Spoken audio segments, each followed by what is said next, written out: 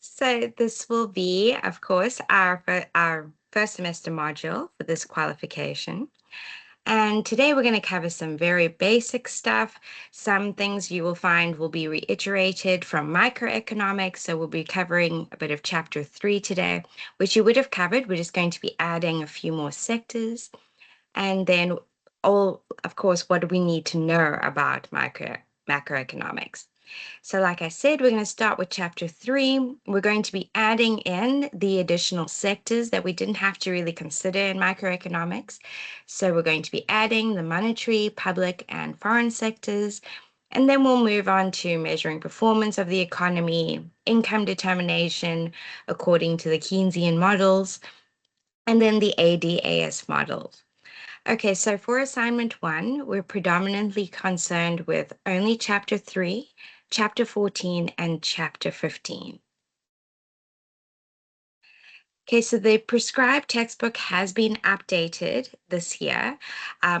Once I receive the textbook, I'll be able to do a proper comparison, but for now, the biggest change seems to be in chapter 13. So that doesn't really affect us in the immediate term. And where there is, I'll be sure to do a proper comparison so that if you did buy your textbook last year, I wouldn't want you to have to go and spend the money to buy a whole new textbook just for 6 months. So we will do the comparisons here in our lecture room so that you don't have to, worry about what you don't have access to so much. Okay, additionally, I would advise that you download the PMAC workbook. It is very useful for just practicing, expressing the knowledge, especially in written form. It's great preparation for the exams. Then, of course, there's the module guides, and make sure that you have access to ARC. I will be posting a lot of resources there. If you require any other types of resources, please let me know. For the moment, I try to focus on providing I use an AI to provide you both podcasts, videos, and additional notes, summaries of each chapter. And I'll be publishing that as soon as possible, probably by this weekend. Okay, and then of course, I would recommend that you have a file for your notes, and just to keep track of all the different graphs, it is useful to just have a notepad just so that you can show yourself that you can quickly draw these graphs, even though they may look a little bit more complicated in the textbook. Okay, so the aim of this course is to give you an understanding of how markets and government policy interact in national economies and how they influence the growth and prosperity of those people they govern.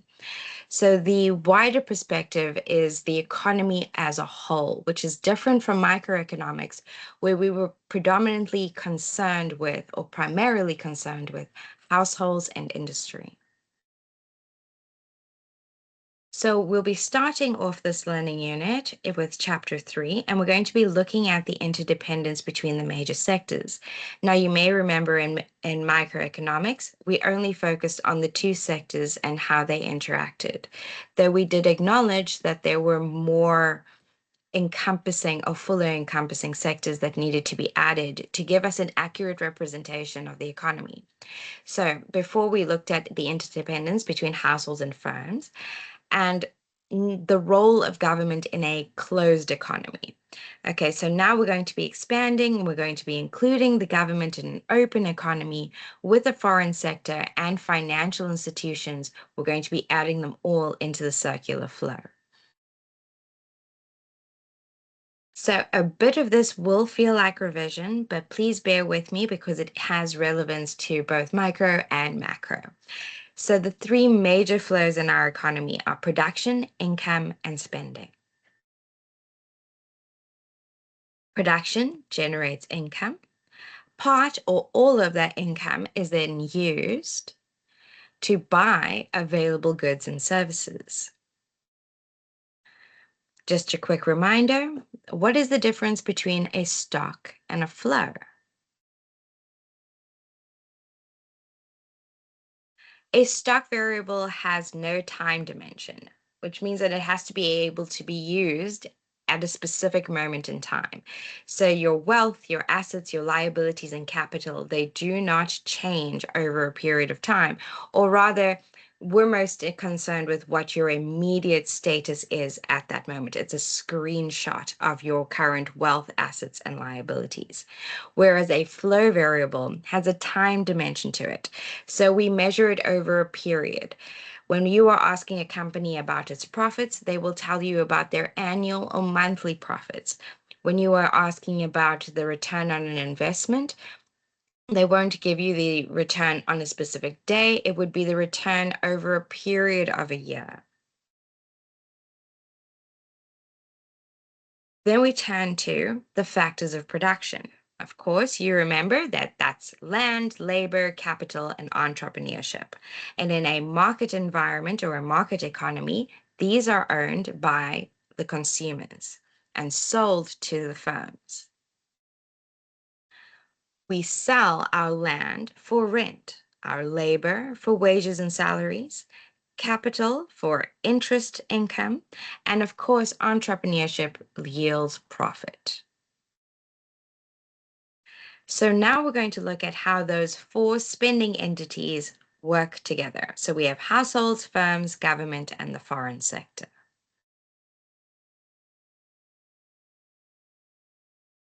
Now, just a bit of revision again. Households are members of a household, and what they predominantly do is buy goods and services and sell their labor and capital to firms. The firms then use those resources to create goods and services, which again are consumed by the households. So we give the households the symbol of C because all of their expenditure is considered to be consumption.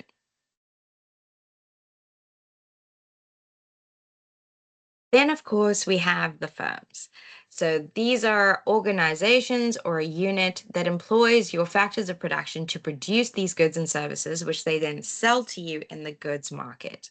Of course, remember that that firms buy these factors at the factor market and they are sellers in the goods market. So I'm sure you had a question in microeconomics where you had to compare the two markets, factor and goods, and see how they are very different from one another. I'm sure later on we also incorporated the labor market. Here we're more concerned with the high level versions of everything. So firms engage in production and they buy capital or they invest. So any expenditure that is undertaken by a firm gets the symbol I. And of course, we will be using a lot of formulae in order to calculate the GDP of a country, for example, or their ability to produce and supply. Now we're going to be adding in government. So this is often called the public sector, and they are responsible for providing public goods and services. In other words, things that would not be profitably or feasible for the firms to provide to the consumers are now provided by the government.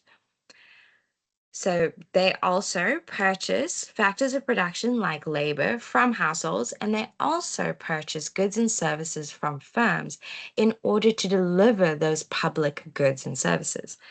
So this includes local, regional, and national government. You'll see that there's a nice little diagram in your textbook, which illustrates what each of these levels of government is responsible for. Your local municipalities will obviously take care of rates and taxes with regards to land, whereas regional is concerned with things like educational aspects of your consumers. And then, of course, national government is there to ensure that all public goods are taken care of. They also provide a legal framework under which we can interact with firms and consumers. So the money that the government generates is through taxes. How do they receive those taxes? Of course, by taxing households and firms. So all government expenditure is described as G, and all of their income is described as the taxes on households and firms, obviously T. So there are three important flows for government. So government expenditure on goods and services is described as G. Taxes that are levied on households and firms will be capital T. It is also important to remember that when we are providing you with a tax rate, you'll note that it has a small t as an acronym for tax rate.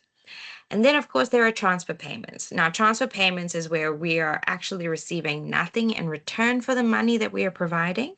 So that describes things like child grants, child support grants, old age pensions. That is where we as a society are providing for those who cannot provide for themselves. And all of that is, of course, financed through taxes. So, in economic theory, we have to assume that households and firms act rationally. We assume the same thing in the stock market. We assume that all actors will be rational. But we don't often extend that assumption to governments. We don't assume that governments are going to act consistently in economics. Why do you think we allow them this latitude? Mostly because there are constantly changes in government. There are changes in national goals. The personal objectives of the politicians and bureaucrats that get brought into the government organism obviously have their own priorities, so things shift constantly. Sometimes we have cabinet reshuffles. So ministers that held a specific portfolio are now no longer responsible for it and therefore have no ties to the organization they've been leading for a period of time. So, unlike an organization or a firm or a household, we do extend them a great deal of latitude. Whether that is justified, of course, is a personal opinion. Okay, the reason that we have to have a strong government is because they allow us to interact with other foreign sectors. So, the flow of goods and services between South Africa and the rest of the world is summarized in what we call the balance of payments. Now, you'll encounter this term many times, especially if you're an avid news reader or if you simply engage online in economic discussions, you'll find that the balance of payments becomes quite topical, especially in these times of high tariff periods. Because the reason the US, or the justification provided, was because their balance of payments was so badly skewed towards a deficit despite the fact that they are the world's most powerful economy. Obviously, every economy in the world interacts using an established trade agreement, where we agree to supply a certain level of goods, they agree to supply a certain level of goods, and therefore we create a global village where everyone can access products and services from across the world. This is what we call globalization. So there's an increased number of complex linkages between countries and other areas around the globe. Of course, I'm sure you're also familiar with the fact that a lot of these countries join together and operate as one, very much like the EU. So, what we describe, all of the exports that South Africa sends to the rest of the world by denoting the symbol X, and all imports as the symbol Z. So, which would you assume we want to do more of? Export, of course.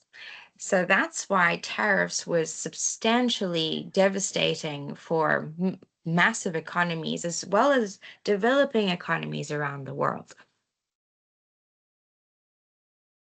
Then, of course, we have the financial institutions. So they are not directly linked in the production process, but of course, they are the ones that provide the surplus funds. So if we have a consumer body, which is predominantly saving, that money becomes available. Now, the consumers themselves may not have, because in economics, we describe consumers very simply as only being consumers of goods and services.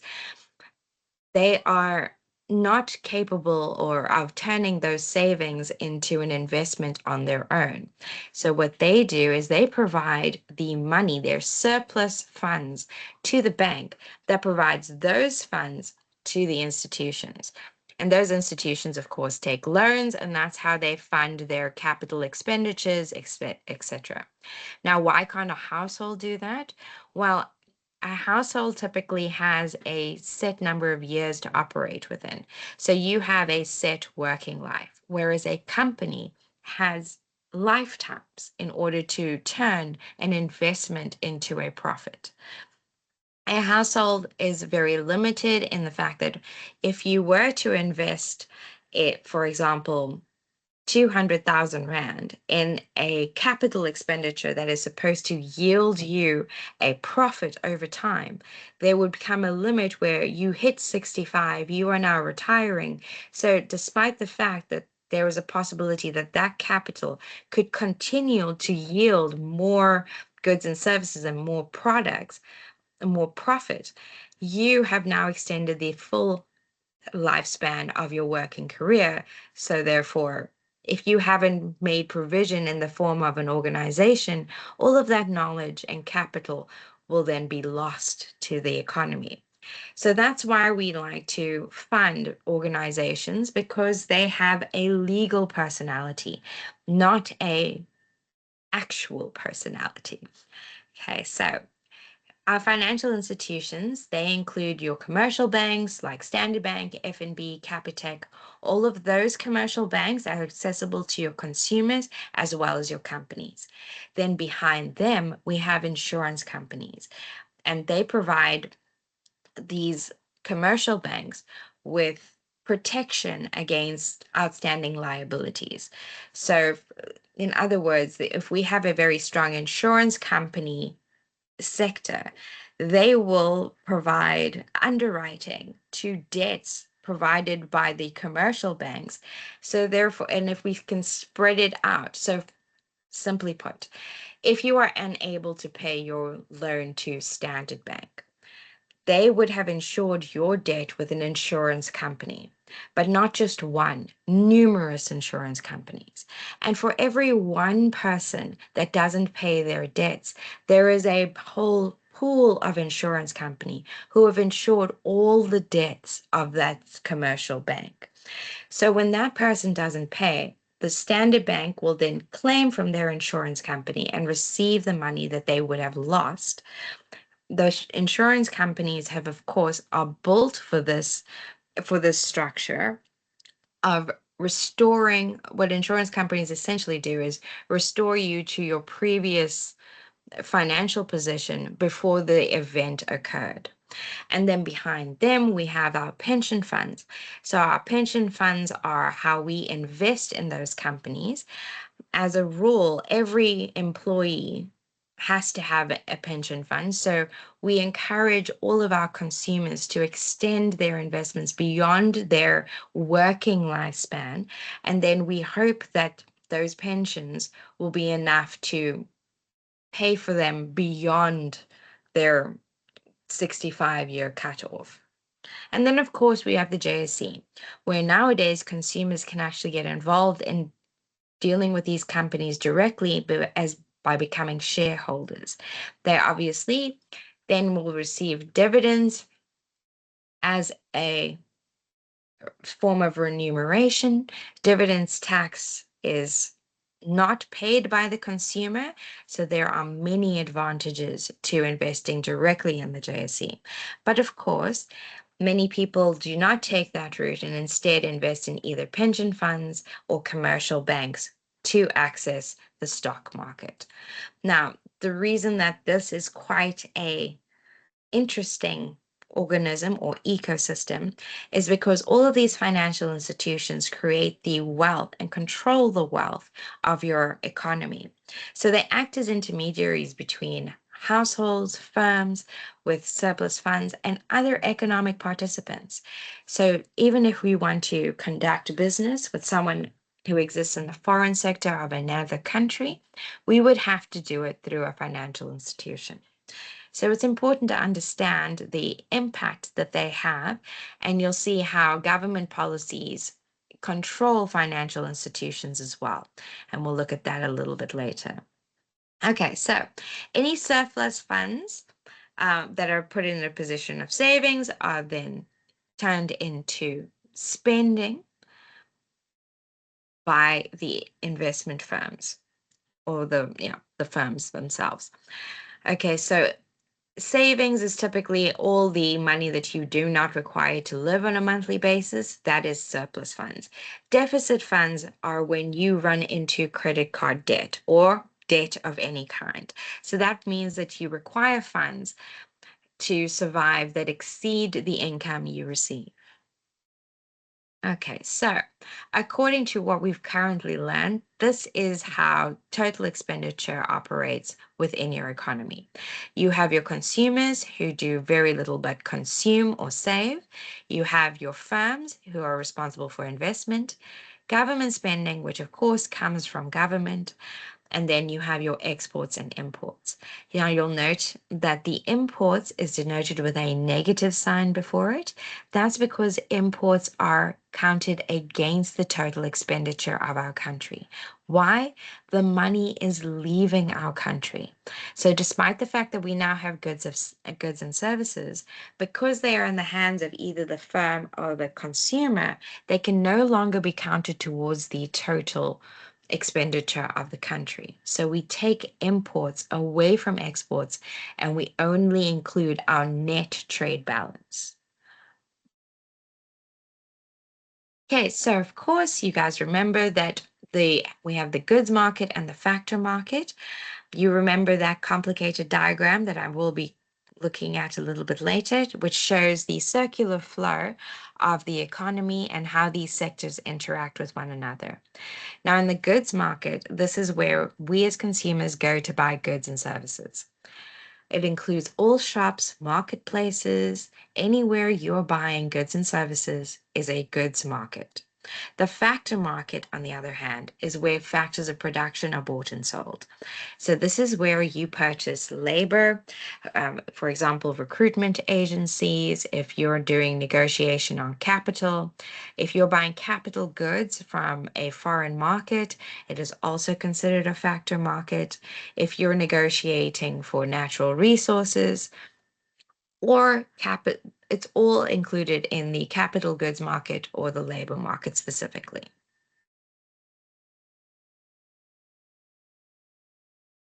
Okay, so just a bit of a reiteration. We have our components of income, production, and spending. So production includes our factors of production. The income comes in the form of rent, wages, and salaries. And the spending is done by the households, firms, government, and foreign sector.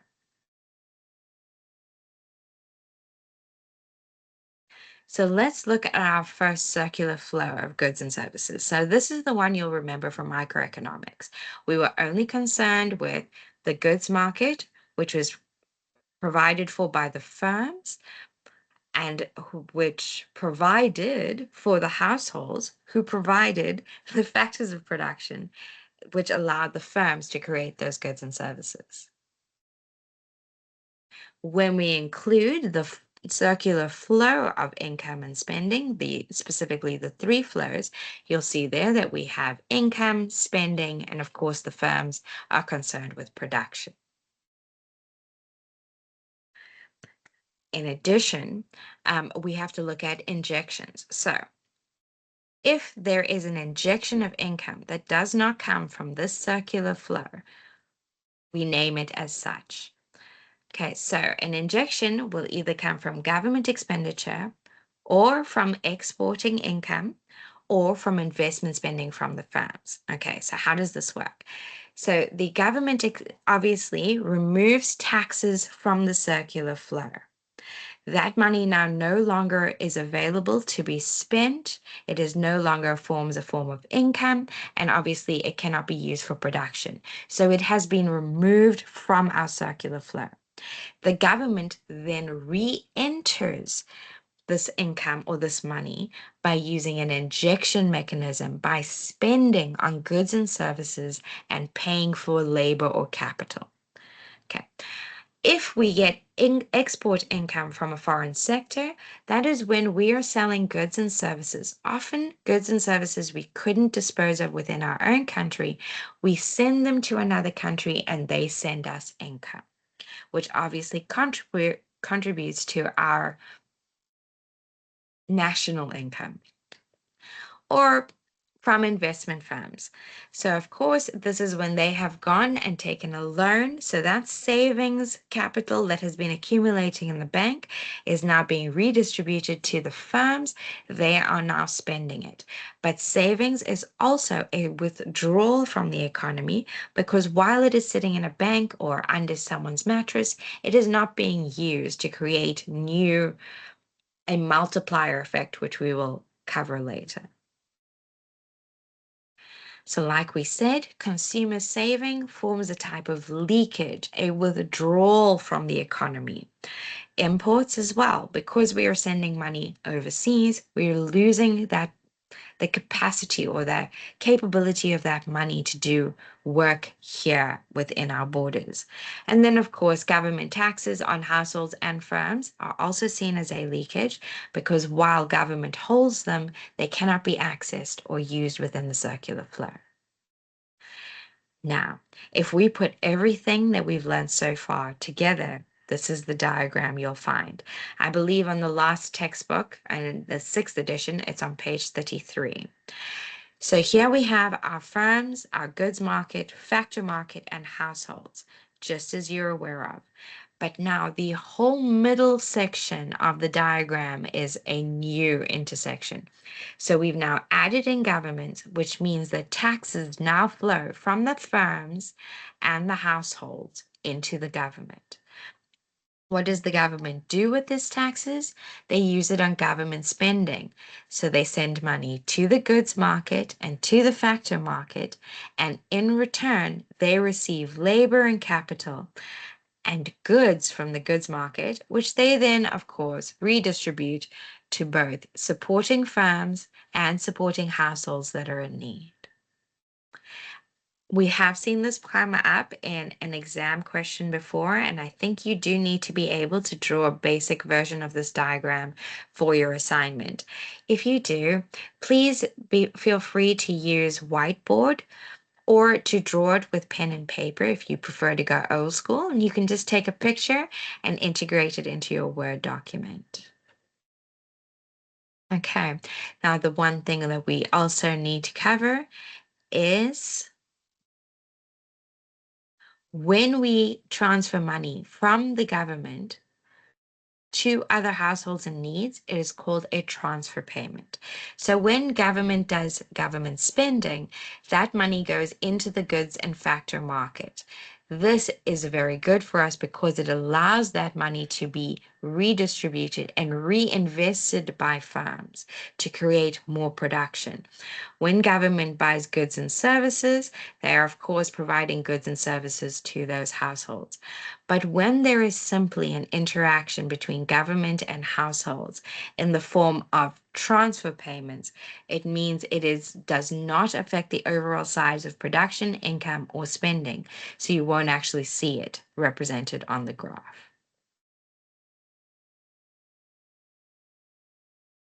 Okay, so here we have government in the circular flow, but now we're going to add in the foreign sector. So you'll see that, of course, once we have checked the assignment and we go through our assignment session, I will cover the one that you need to draw in more detail, but this is so that you understand in general how our government interacts with other governments. So, when we are exporting, of course, it's the firms that produce the goods and services that we are trying to export to other parts of the world.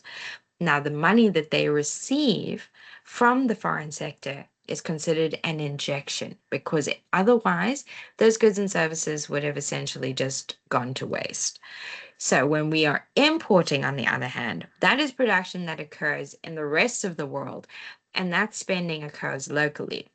So that we consider a withdrawal of the economy. Okay, a leakage. That is money leaving our economy and we are receiving goods and services for the consumers.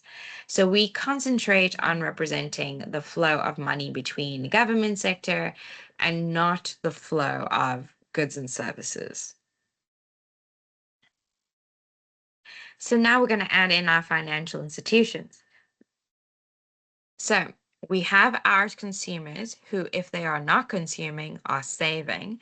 We are only provided the two options. So households save and put that money into the financial sector in any way, shape, or form. And so in the form of deposits, of course, or insurance. Okay. And then the funds are then available to be loaned out in the form of investments to firms. Okay, so when the firm then buys capital goods, they're investing. And that's an injection into the economy. Why? Because it increases our capabilities to produce more. So it is considered an injection into the economy. So the financial sector essentially acts as a funnel. It sucks in savings and redistributes that as investment income for firms.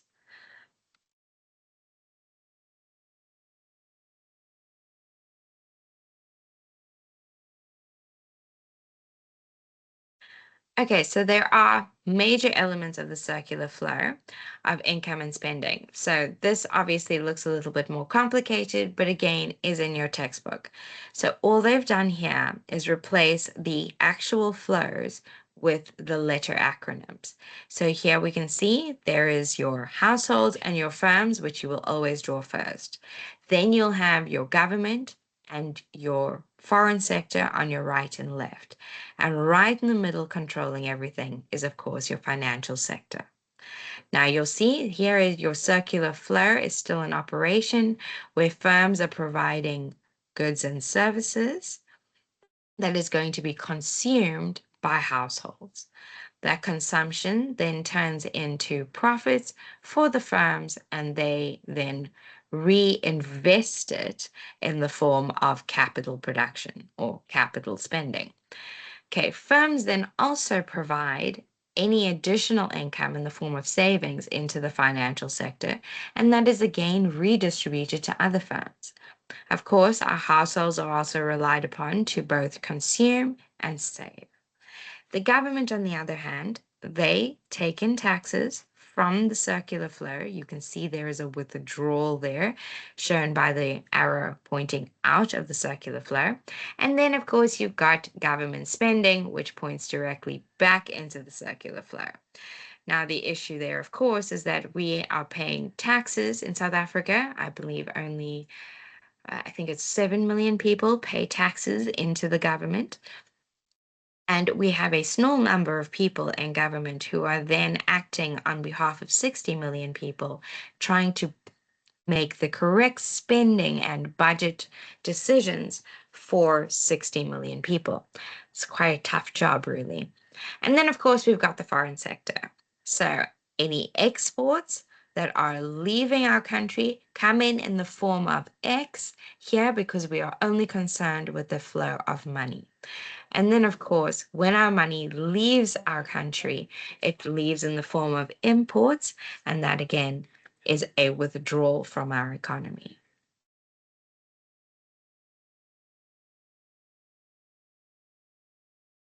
Goodness, I seem to have finished that quite quickly. I'm not sure if you have any questions so far.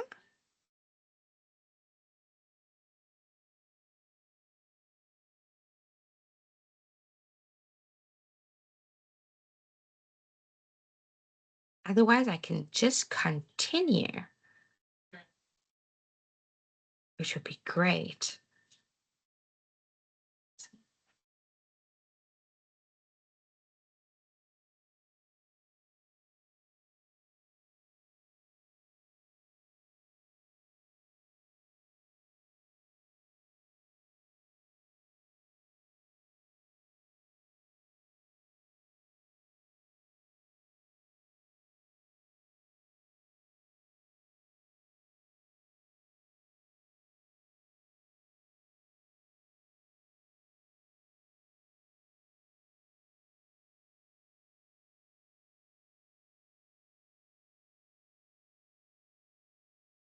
Okay.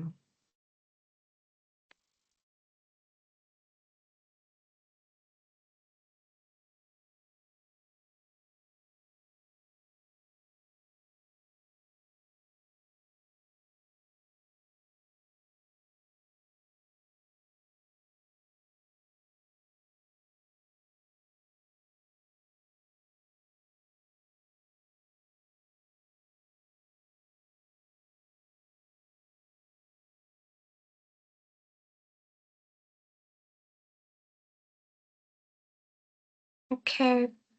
Oh, Mama Rita, how can I help?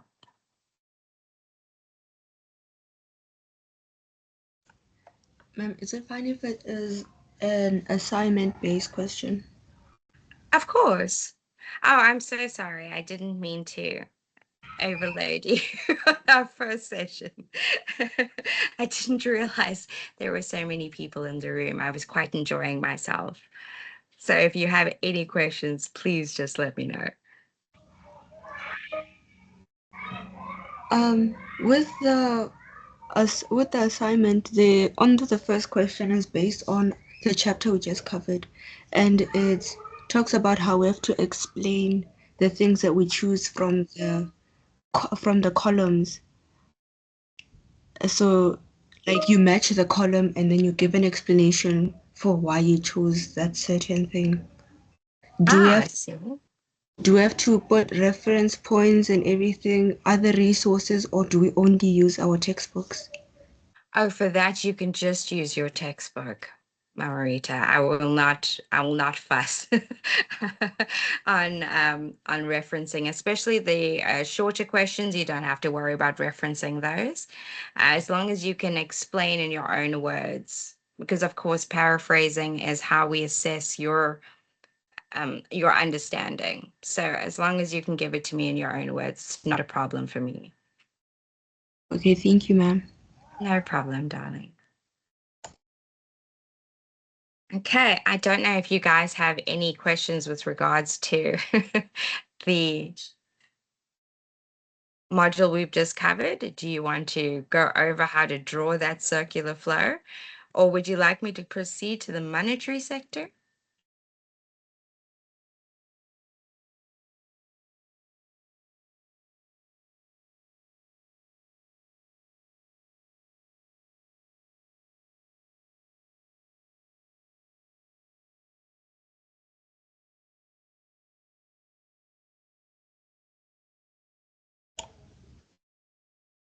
Can we proceed? Sounds perfect. I see Irma and Nicholas are both typing. I'm waiting with bated breath.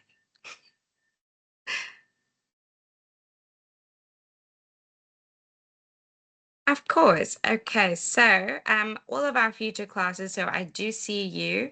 Thank you so much, Irma.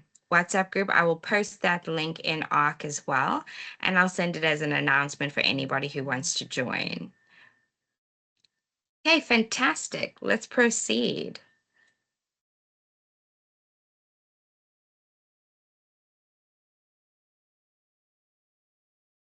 Okay, so in the future, we will see each other once every 2 weeks. Uh, if you have any questions, please feel free to just pop them in the chat and I will try to address them all, either before the lecture or near the end. If you guys are happy, I will continue to move on. I know that you've got your assignments that you need to work out. So if we can cover the work a little bit faster than planned, then I'm happy to do that with you as well. I will still create the bite-sized or chunked videos for for anybody who wasn't able to join the session so that they can just catch up quite quickly.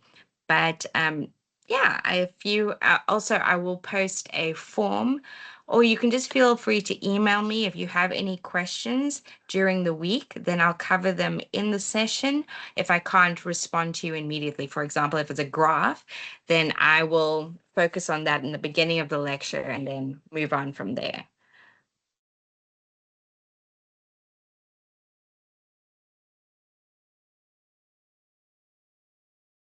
Oh, no problem, Nicholas. Look, essentially, I'll cover them again. So this is basically our semester plan. So test one was, of course, chapter 3, 14, and 15. The textbook has been updated this year, but I do not expect you to buy a new textbook for for just 6 month period.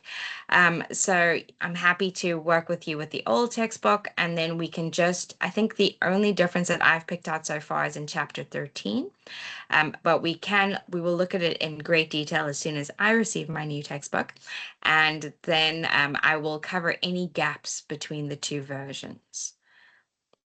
Okay, so chapter three you would have covered in microeconomics. All we're doing is we're adding every elements from an open economy. So the sectors that we wouldn't have covered, like monetary, public, and the foreign sector.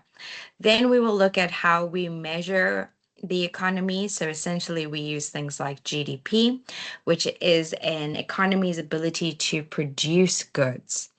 We look at different Keynesian models, and that will really help you understand the different government policies that come into effect and why our public sector makes the decisions they do.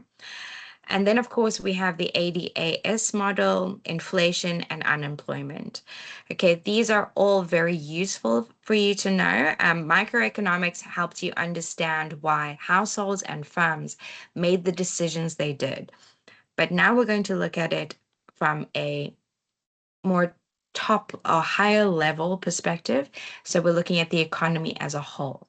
Okay, so of course you have we have our assignments. We don't actually have tests. So you should feel quite comfortable. But of course, if you do encounter any assignment questions, please feel free to email me. I do work on campus as well. So if you can just give me 24 hours, but I will try to get back to you as soon as possible. Okay, so learning unit two, I'm just going to give you a brief overview because we won't have too much time to cover this in depth, but just so that you've got something to continue with on ARC as well. So we're going to look at the definitions of money. So if anybody invests in cryptocurrency, this definition may not make you very happy. We're going to describe what money is used for, and we're going to discuss the different forms of money. So specifically M1, M2, and M3. This is very important for you to know for your own wealth creation path, mostly because money aggregates. So there is money that you keep in your debit account. There is M2 money that is sort of locked away in more fixed investments. And then there's your M3, which are your long-term investments. We're going to look at how the South African bank influences our entire economy and the factors that influence the decisions that they make. In other words, the supply of money is very much dependent on the demand for money and how much is currently in circulation. There is obviously an equilibrium in the money market, and we use different monetary policies to control those. Okay, so just to start off with, what is money?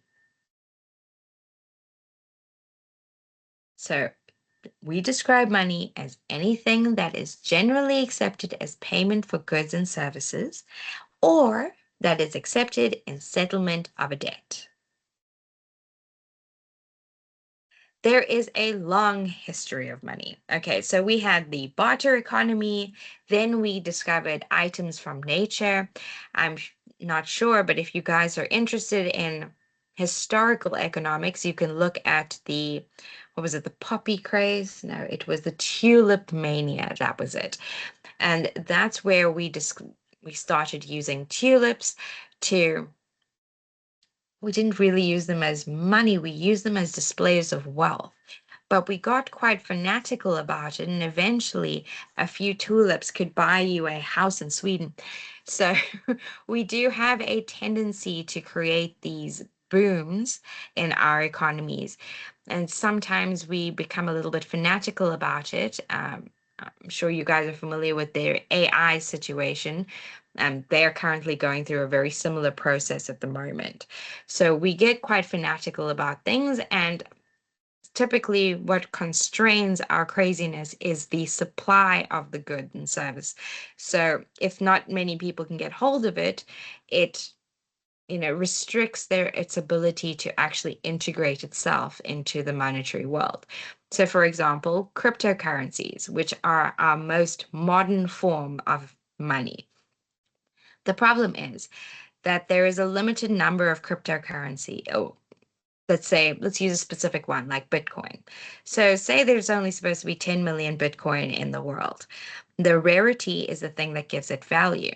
But the problem is if we can't use it to function as money, we end up with a situation where we're essentially buying tulips and keeping them, and the craze is driving the price up, but the value of it becomes a bit of an issue because how do you unlock the value?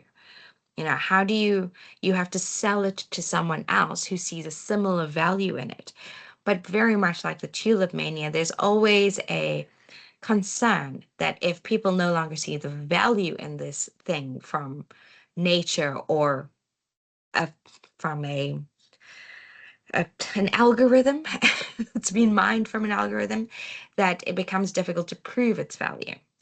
Coins historically used to solve that problem by being made of the specific metal that they represented. So gold has always been very valuable to humans. So has silver. Different metals have always carried within them an inherent quality of usefulness, which has given them monetary value. Okay, then we evolved into paper money, mostly because the supply could not keep up with the demand for the use of money. So we started creating banks. Okay, I think it was the Templar Knights who created a bank. So it was more about security. So you would leave their gold coins with their bank, and then they would give you essentially an IOU or a piece of paper which illustrated the amount of gold that they were holding for you. And then instead of having to trek across a country holding pounds of gold, you could go with just the money, go to the bank in the other country, owned by the same and controlled by the same people, and then exchange that piece of paper for your money back. Now, that became very much enacted in 1956, where we lost track of the gold standard, and that was because of the Bretton Crude policy, Bretton Woods policy that was passed in America. And essentially, they made it useless to have gold because you couldn't interact or, transact in it anymore. And instead, we got fiscal money. And then we evolved even further. And now we have electronic funds to credit cards. So most people don't even touch paper money very often. And now we've evolved even further to cryptocurrencies. Okay, so here there is a full history of money, and the most important things are just to understand how we have evolved as a species, essentially, how we have gone from bartering cattle all the way to having Facebook launching their own digital currency. Okay, so we have gone full circle, but we still do recognize the value of metals because unlike other things, metals cannot be tarnished, they cannot be changed. So they're in their inherent chemical qualities give them value. Okay, so back where we first began was the barter economy. So what that required was a double coincidence of ones. In other words, I have 3 fish, you have 7 potatoes. You have to want one of my fish, and I have to want one of your potatoes. And then we have to agree on the exchange rate for my fish and your potatoes. Okay, so that was made it quite difficult for us to interact, and therefore we started expanding into things like markets. Okay, so then we had commodity money. So that was the form of money where we had tea, cattle, cocoa beans, things with intrinsic value. Okay, then we moved into credit money. So that's a form of money in which your paper note is backed by, or used to be backed by, commodity money. Of course, since our fiscal system has expanded so exponentially, we have, in most instances, especially in countries like Canada and Spain, I believe, they don't actually have gold, which backs their currency. Obviously, South Africa is quite a strong economy despite the, shall we say, economic turmoil we often face, because our economy is still always going to be backed by gold. So we have three functions of money. Okay, so this is where cryptocurrencies become a little bit more difficult. So we have money as a medium of exchange. So this is money that serves as an intermediary. It smooths the process of exchange. So instead of having a double incidence of once, now we can simply say, I would like your 3 potatoes and I'm willing to pay you this much money. If you do not require the fish that I am selling you, you can take the money instead and go and use that to buy an acceptable, to conduct an acceptable exchange of a good you do require. So money allowed us to move away from the bartering economy where we had to find someone who had the thing that we needed and also the thing that they wanted. Okay, so then we also have money as a unit of account. These very often come up in your short questions, just as can you sort of match the columns, mostly definition-based questions. So money as a unit of account, it functions as an agreed measure for stating prices of goods and services. So here's where Bitcoin gets a bit tricky. How much is a Bitcoin worth? So if I were to ask you how much a rand is worth, you could stipulate in the form of what goods and services you could afford for 1 rand. Okay, let's use something a little bit more reasonable, so 10 rand. Okay, so in the mind of a person, remember, we are trying to make an exchange between us.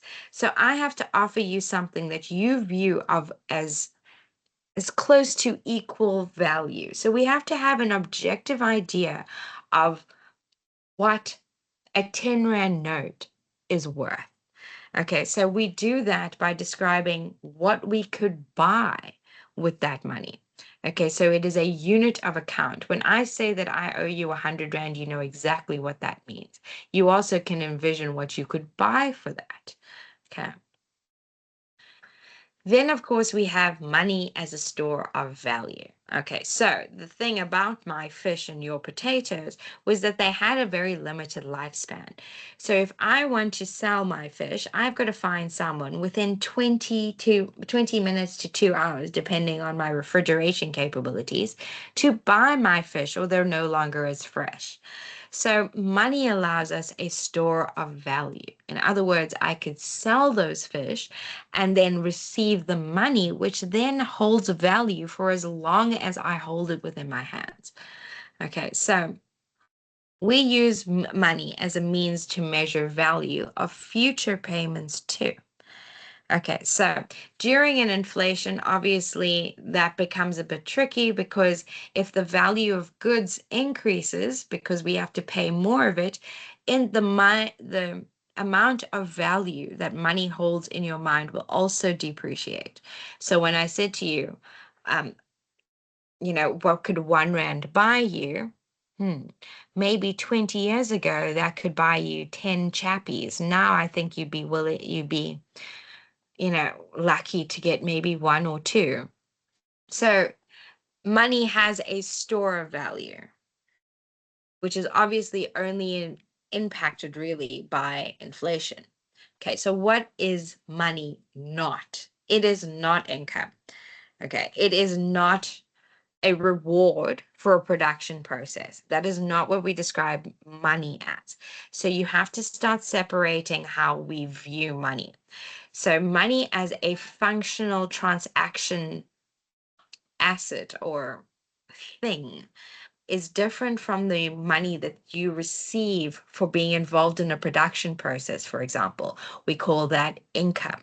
It's also different from if you take that money and you buy a house. That is an asset. That contributes to your wealth. But the 10 Rand in your pocket is not really a measure of your wealth. Okay, because wealth is predominantly measured in assets because money in the short term, the value can fluctuate. But assets have a consistency because assets are have the ability to generate more income, okay, as they produce or as they simply exist, they will generate more of themselves or more value. Okay, so money is also not a factor of production. So when we talk about capital, we're specifically talking about funding for a company, in which case it's investment capital, or we're talking about capital goods. But money itself is not a factor of production. The video is included in your slides that are available on ARC, so you can go through these in your own time, but I won't waste your time by watching a whole video now.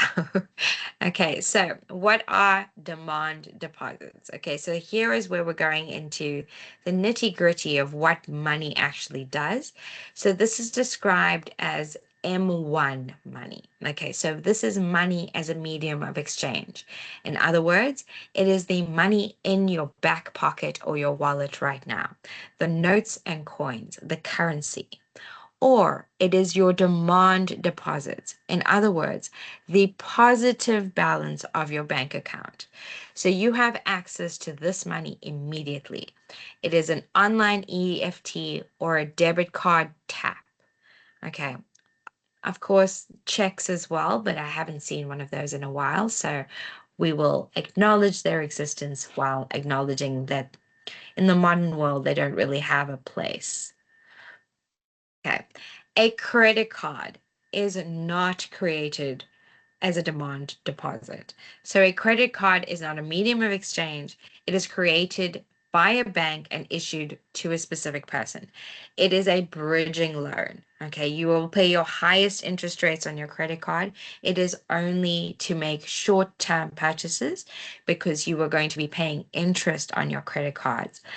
I've heard of people using their credit cards to do upgrades to their homes. That is tremendously bad idea. Why? Credit cards are intended as short-term bridging loans. Okay, so they are not intended for long-term investment or capital expenditure. They are simply a means to defer payments in the short term. In other words, you use your credit card where instead of using your debit account. Okay. Your debit account, however, that is created when you put money into the bank and they are giving you an assurance of the money you have given them. So they are telling you that whenever you want, you can come and get the money that you have given them back out of the bank. A credit card, however, is not your money. So they can change your credit as they see fit. Okay, I know many people who use their credit cards as their primary source of payments for various payments during the month. The reason they do that is because it's a type of insurance. So instead of using their own debit account where they have their own demand deposits, they instead use the bank's money. So if there are any security violations or you get hacked or somebody steals money off your credit card, it is the bank's priority to find out that there is fraud and to get the money back. If it's your money that is lost by fraudulent activities, it is very hard to convince the bank to spend money and efforts getting your money back. Just something to bear in mind. Okay, so how do we measure money? Well, in South Africa, we have three measures. We have the conventional measure. Okay, and that is, I know that looks complicated, but you will see that it is only the cash in circulation and demand deposits. So all M1 is simply what you have in your wallet and what is in your bank account. your debit account. Now, all we do in macroeconomics is we roll that up to being all the notes and coins available in our monetary sector or our economy, and all the money that we have included in demand deposit accounts. Then we have the slightly broader definition of money. Okay, this is M2 money. So M2 money includes your conventional measure. It includes everything in M1 and also all short-term and medium-term deposits. So when you go to the bank and you've got a savings account and you say, okay, I prefer a higher interest rate, so I'm going to invest this chunk of money into a fixed term savings loan, that's where this would fall, this money would fall into this category. Okay, so it can also be defined as quasi money. Why? The bank doesn't actually have to hold your demand deposits available to you. This is the money that they redistribute to firms as loans. And the last one I'm going to cover for this evening is the most comprehensive measure of money we have. And this is all M1, M2, and all long-term deposits of domestic private sector monetary institutions. So this includes your pension funds, your insurance, every bit of money that we hold in our economy in these monetary institutions. This is obviously regarded as the best measure of developments in the monetary sector because we have to see what capital they have available to see what they can make available for investments and how much they can, how much they need to restrict the supply as well. Okay, guys, we have now launched firmly into learning unit 2. So, but I'm going to stop there. If you guys have any questions, please feel free to pop them in the chat. I'll stick around for another few minutes, but I think I will stop there for the evening and I will post these lecture slides once I've cleaned them up a little bit, and I'll post them on YouTube and Arc within a few days.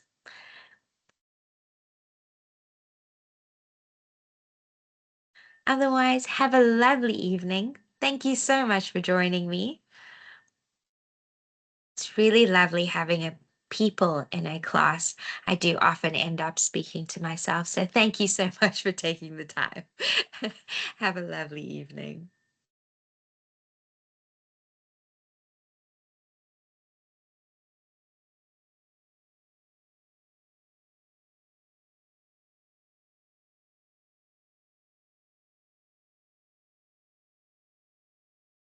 Thank you guys so much.